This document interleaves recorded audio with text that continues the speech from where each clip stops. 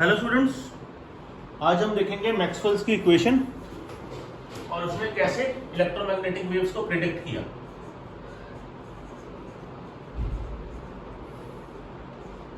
Maxwell ने 4 equations दी, जिसमें से पहली थी गॉस लॉ। जो गॉस लॉ आपने इलेक्ट्रोस्टैटिक्स में पढ़ा, वो एक्चुअली इक्वेशन, उसकी मैथमेटिकल रिलेशन जो है वो मैक्सवेल का आप लोगों को गिफ्ट था। Earlier the thought was predicted by Gauss, तो इसका नाम गॉस से है। लेटर इसमें मैथमेटिकली वर्क डन जो है वो मैक्सवेल ने किया। तो गॉस लॉ क्या कहता है? Net electric flux in integral of E dot D S which is equal to charge inside the Gaussian surface divided by epsilon naught। Gauss law से हमने क्या सीखा? गॉस लॉ से हमने 2 चीजें सीखी। पहला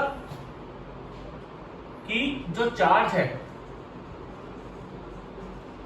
is confined to the surface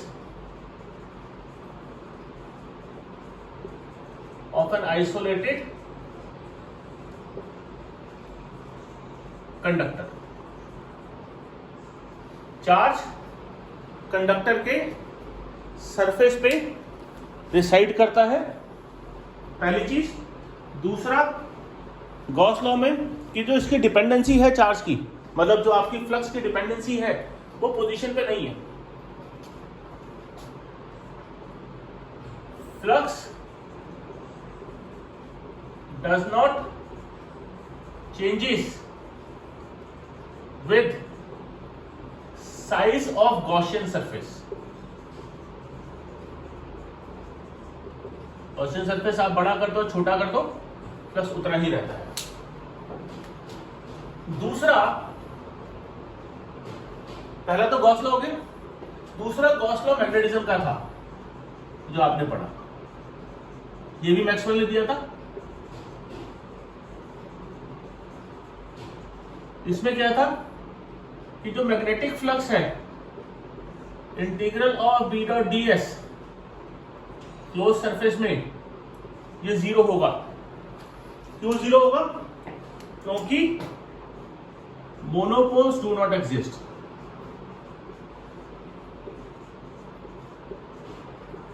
क्योंकि मोनोपोल्स एग्जिस्ट नहीं करते। तो नॉर्थ की वजह से जितना फ्लक्स बाहर जा रहा है, साउथ की वजह से उतना ही फ्लक्स अंदर भी आ रहा है।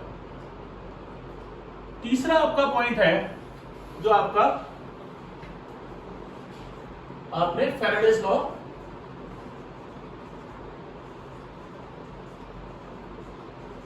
ऑफ इलेक्ट्रोमैग्नेटिक इंडक्शन में पढ़ा।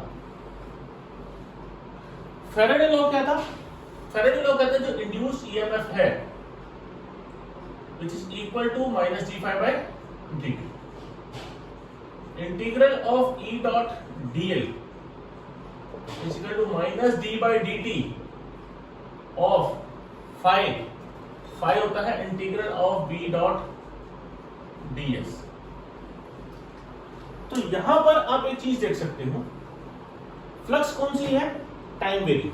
तो टाइम वेरी मैग्नेटिक फील्ड बोल सकता हूं, generates position vary electric field. इससे हमें क्या मिला? टाइम वेरिंग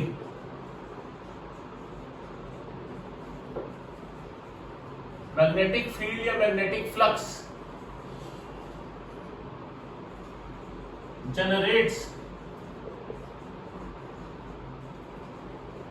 पोजीशन वेरिंग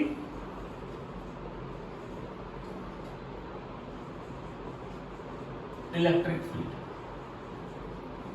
और चौथा, मैक्सवेल ने एम्पियर सर्किटल लॉ को मॉडिफाई किया था, ये हमने पिछली क्लास में देखा। तो चौथी है equation modified ampere circuital law.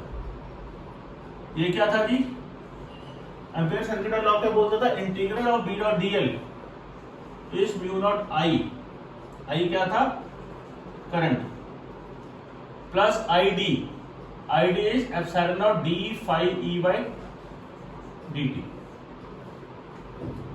यहां पर मैं इसको ऐसे लिख सकता हूं, mu nought I plus epsilon nought d by d t, where phi e क्या था, integral of E dot D S.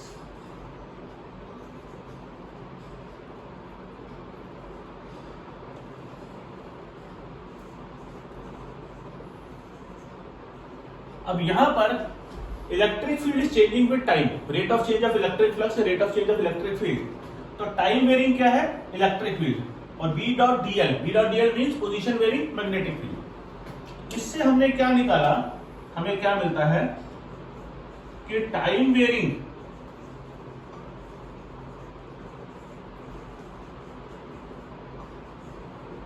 Electric field produces position varying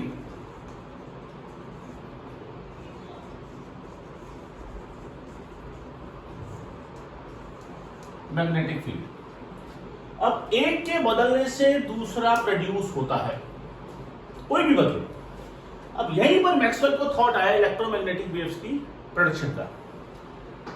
उसने ये सोचा कि मैग्नेटिक फ्लक्स बदले तो इलेक्ट्रिक फील्ड प्रोड्यूस होती है, और इलेक्ट्रिक फील्ड बदले तो मैग्नेटिक फील्ड प्रोड्यूस होती है, यानी कि दोनों एक दूसरे को बदलने से प्रोड्यूस करते हैं। एक एक्सेलरेटेड चार्ज पार्टिकल जो कि source of varying electric field है, और उससे वो source of varying magnetic field भी है, और जब ये दोनों फील्ड एक्सेलरेटिंग चार्ज पार्टिकल की वजह से प्रोड्यूस होती है तो ये दोनों म्यूचुअली परपेंडिकुलर डायरेक्शन में होती है।